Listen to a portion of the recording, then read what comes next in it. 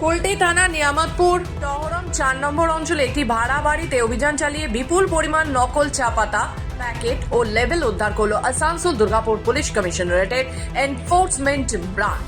উদ্ধার হওয়া প্যাকেটগুলোতে টাটা সহ একাধিক নামী চা কোম্পানির লেবেল ব্যবহার করা হচ্ছিল বলে পুলিশ সূত্রে জানা গেছে।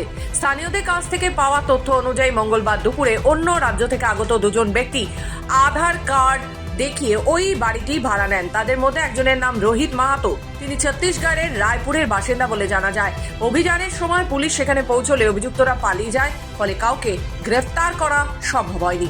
পুলিশ সূত্রে আরও জানা গেছে, নির্দিষ্ট অভিযোগের ভিত্তিতে এই অভিযান চালানো হয়। উদ্ধার হওয়া সামগ্রীর মধ্যে ছিল বিপুল পরিমাণ চা পাতা, খালি প্যাকেট ও নকল লেবেল, যা বাজারে বিক্রির প্রস্তুতি চলছিল বলে অনুমান। ঘটনার তদন্ত শুরু হয়েছে এবং অভিযুক্তদের খোঁজে তল্লাশি চলছে। এখানে এসে দেখি যে বাইরে ইবি এনফোর্সমেন্ট ব্রাঞ্চের কিছু পুলিশ এসেছেন।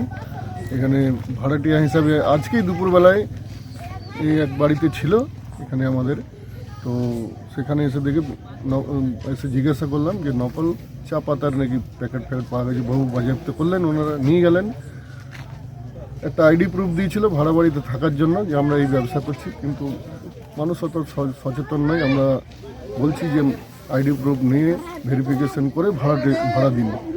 যাই হোক, এইরকম ঘটনা ঘটলো। আমরা স্থানীয় মানুষকে আরও সচেতন করছি যাতে করে এরকম ঘটনা না ঘটে, বাইরের মানুষ এসে আশ্রয় না পায়। আসানসোল থেকে রাহুল পাসওয়ানের রিপোর্ট, খবর বাংলা।